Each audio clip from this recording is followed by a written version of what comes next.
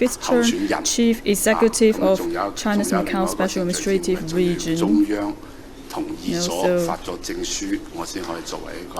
Later on, after I receive the appointment from the central government, I will be officially elected. So from now on, I have to consider how to implement my political program.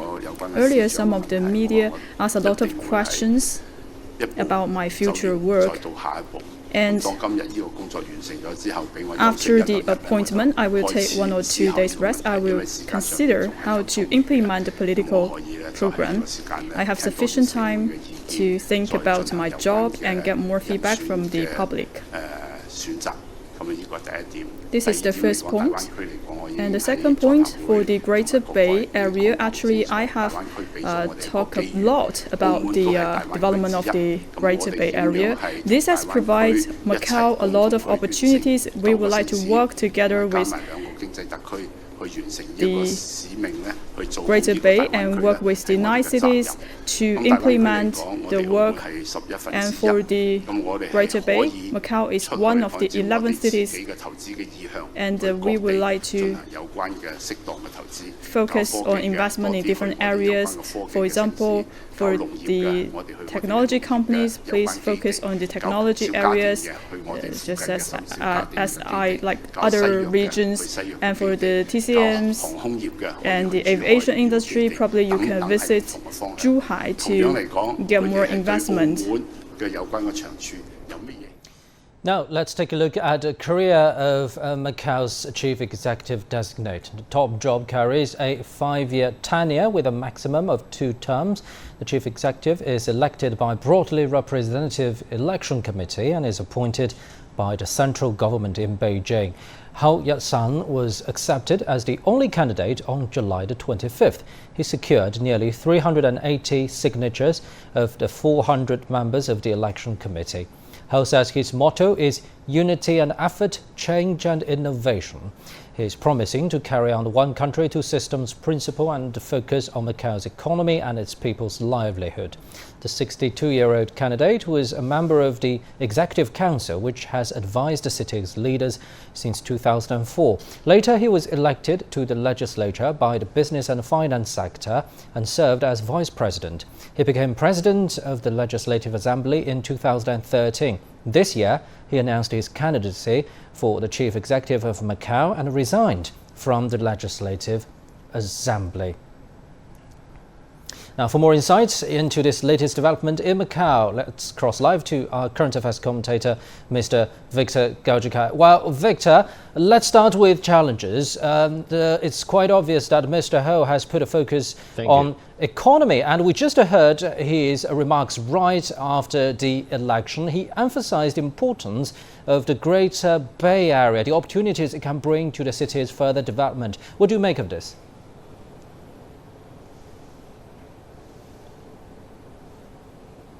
Well, absolutely. I think economic development will be the key for the future stability and prosperity of Macau and the people in Macau. And Macau is one of the 11 cities in the Greater Bay Area, which is designed to become one of the most important and innovative economic and technological development centers in the world. And Macau will truly have a lot of role to play, not only for Macau itself, but also very much for the Portuguese-speaking countries and regions in the world. Therefore, for the new chief executive to put a premium on economic development, and also in the context of the Greater Bay Area development, is definitely a vote of confidence for the future of Macau, and it will also spell very well for the future development and prosperity of the people and the government of Macau. Victor, so we talked about economy. How about, let's talk a little bit more about Mr. Ho's campaign motto, that is unity and effort, change and innovation. Why unity comes to foremost?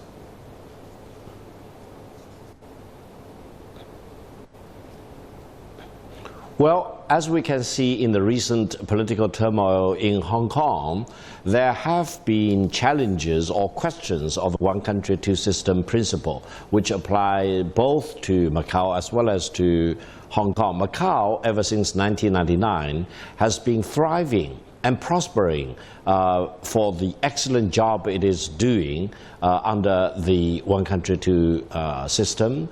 And I think at this very particular and important moment, emphasizing unity is again a very important thing to do. It's a unity between Macao SAR and the central government, but it's also unity among the people of all walks of life in Macau, mainly because without unity, without this clear concept of one country, that is one China, and two systems, that is the capitalist system prevalent in Macau as well as in Hong Kong, but also very much so the socialist market economy system in mainland China, then there will be confusion and uncertainty as to what will be the future of Macau. And only by emphasizing unity in its broadest sense of the word can there be certainty and predictability as to what will be the future development of Macau. And I think this also sheds a very good light on what people in Hong Kong need to take a good reference from, because the one country, two system is not only alive and still thriving, and the failures in Hong Kong do not speak to the validity of the one country, two system principle. It basically means that people in Hong Kong need to redouble their efforts to be more faithful to the basic law and defend rule of law, and also strictly abide by the one country, two system. So I think the case study of Macau is a very important case study, not only for Macau itself, but also for Hong Kong, and also for the general principle of one country, two systems. Well, Victor, we'll be getting back to you on this, and this year marks the 20th anniversary of Macau's return to China. And for more on the city's development in the past 2 decades, I'm joined in the studio by our reporter, Ma Ke. So, Ma Ke, how about we start with a before and after picture of Macau's economy? Sure, Pandang. Well, the city of Macau has seen great changes since its sovereignty was handed back to China from Portugal's colonial rule. And in terms of economy, Macau's economic growth receded in the few years before 1999. But since its return to China, it has soared. Well, according to the International Monetary Fund, in 2018, Macau's GDP per capita ranked third in the world at $82,000, just after Luxembourg and Switzerland. When in the early days of its return, the unemployment rate was over 6%. In the third quarter of 2018, it was 1.8%. The expansion of the economy also corresponds with lower crime rates. Before 1999, the city saw rampant gang crimes and shootings. Now it's a very safe city and attracts millions of tourists every year. Well, before returning to China, 7 to 8 million tourists visit Macau yearly. But in the first quarter of 2019 alone, that number was over 10 million. But another fact that people will always mention when they talk about Macau is that since 2008, the Macao SAR government started to give out cash to its residents every year as part of a wealth sharing scheme. Well, this year, permanent residents get 10,000 Macao Paticas, or about $1,200, and non-permanent residents, which includes foreign students or migrant workers, each get 6,000 Macao Paticas, or $740. That's quite a lot. So, Ma Ke, now let's take a look ahead a little bit. We just heard from Mr. Ho Wei-sun and also our current affairs commentator, Victor Gao, both mentioning the importance of this Greater Bay Area national strategy for the city. Tell us more about this strategy. Well, the Greater Bay Area, Hong Kong has been a very successful part actually in this Greater Bay Area because Macau has a very successful experience in gaming and tourism industries. China's National Economic Planning Body has reserved a key role for the city in that Greater Bay Area. Well, Macau is to develop into a world-class recreation center. It will also help Chinese businesses to connect with investors from Portuguese-speaking countries. Now, China's Greater Bay Area will be the fourth such area in the world, contributing 10 trillion yuan of GDP each year. So being a part of this scheme would mean more business opportunities for Macao. Also, Macao's experience in gaming and tourism, as I mentioned, can be shared among neighboring cities. So it's quite a complementary plan for all parties involved.